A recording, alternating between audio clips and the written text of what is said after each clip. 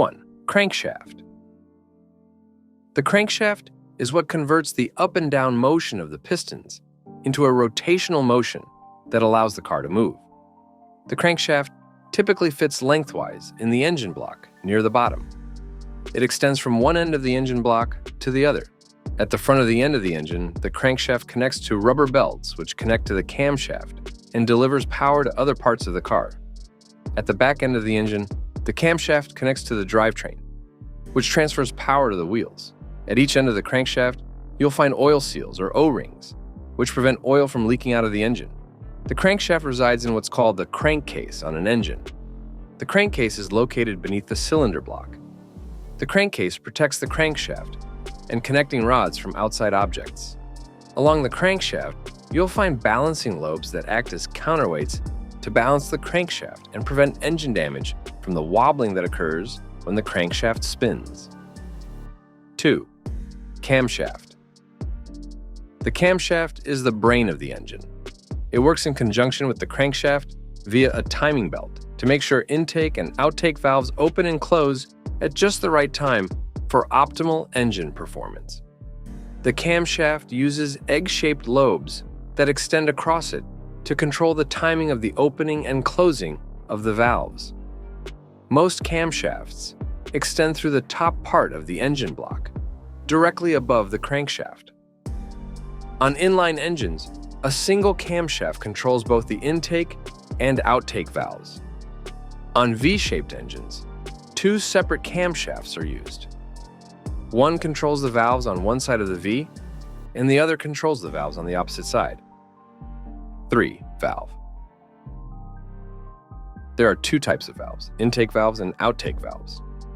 Intake valves bring a mixture of air and fuel into the combustion chamber to create the combustion to power the engine. Outtake valves let the exhaust that's created after the combustion out of the combustion chamber. Cars typically have one intake valve and one outtake valve per cylinder. Most high-performing cars, Jaguars, Maseratis, etc., have 4 valves per cylinder, 2 intake, 2 outtake. There are even engines with 3 valves per cylinder, 2 inlet valves, 1 outtake valve. Multi-valve systems allow the car to breathe better, which in turn improves engine performance. 4. Pistons and piston rings. Pistons move up and down the cylinder. They look like upside-down soup cans. When fuel ignites in the combustion chamber, the force pushes the piston downward, which in turn moves the crankshaft. The piston attaches to the crankshaft via a connecting rod, aka the con rod. It connects to the connecting rod via a piston pin, and the connecting rod connects to the crankshaft via a connecting rod bearing. On the top of the piston, you'll find 3 or 4 grooves cast into the metal. Inside the grooves, piston rings are put in. The piston rings are the part that actually touch the walls of the cylinder.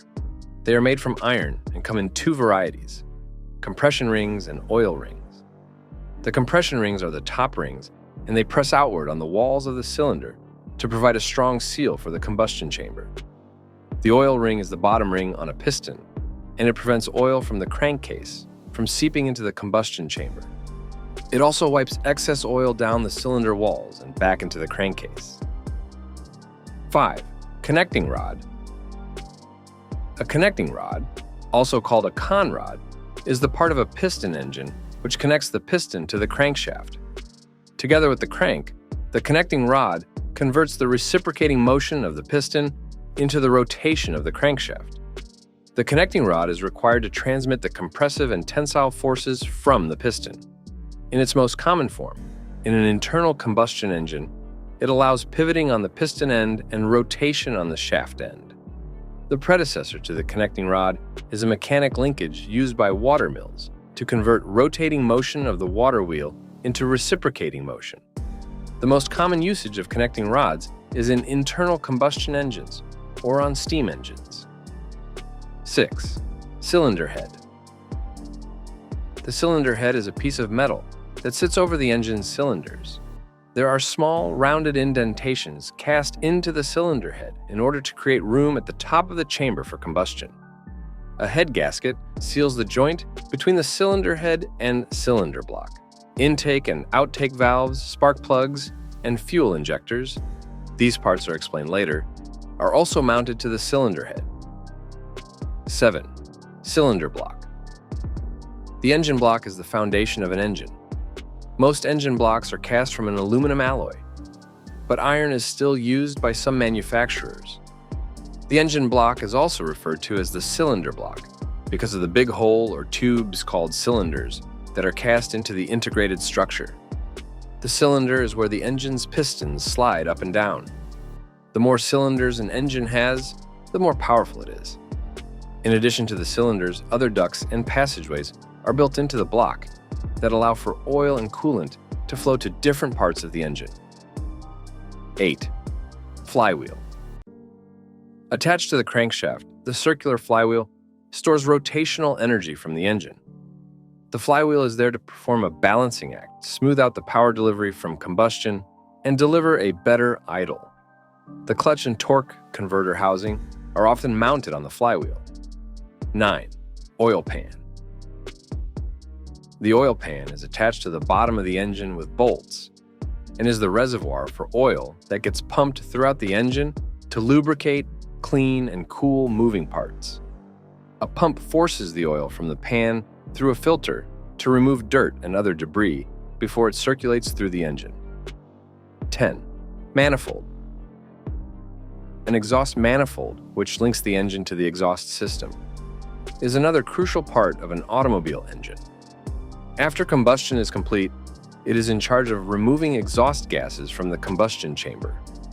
The exhaust manifold is unbreakable, despite being fashioned from a single, solid piece of metal. You may have a damaged exhaust manifold if you skip routine auto maintenance or purchase a dangerous auto modification. As a result, the gas economy decreases, the exhaust is noisy, and burning odors are produced. 11. Crankcase. The crankcase is a robust yet lightweight enclosed chamber encompassing the engine's crankshaft, constituting the engine's most substantial component. This crucial structure is comprised of the segment of the cylinder block beneath the cylinder bores, complemented by the stamped or cast metal oil pan.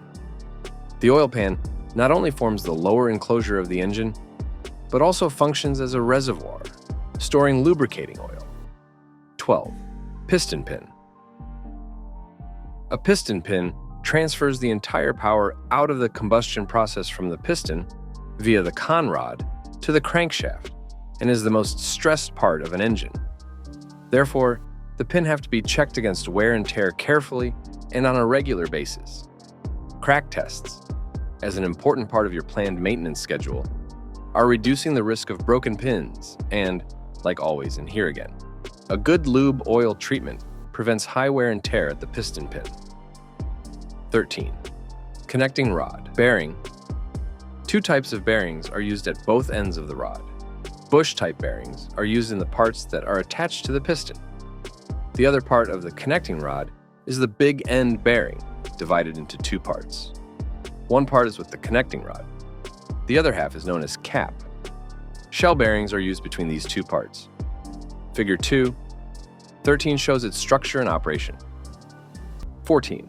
Timing gears. Timing refers to the ratio of crankshaft to camshaft rotation. If the crankshaft rotates twice, the camshaft rotates once. This is the rule. If the crankshaft sprocket has 19 teeth, the camshaft sprocket has 38 teeth. So if the crankshaft rotates twice, the camshaft rotates once. These two sprockets or gears are either directly connected or meshed in some engine. Again, in many engines, these two gears are connected by a chain. Both these gears have valve timing marks, and the chain also has timing marks. Engine valve timing can be done very easily with these marks. 15. Gasket. A gasket is used between two parts when connecting some essential parts of the engine to each other. It is made of packing paper, cork sheet, etc. Some gaskets have a very thin metal coating on the surface, as is the engine head gasket. The use of gaskets strengthens the connection between the two parts, closing holes and reducing corrosion. Supercharger. A supercharger is an integral mechanical component utilized in piston engines to forcefully introduce pressurized air into the intake manifold through an air compressor or blower. This increased pressure significantly augments the volume of air entering the cylinder during the intake stroke.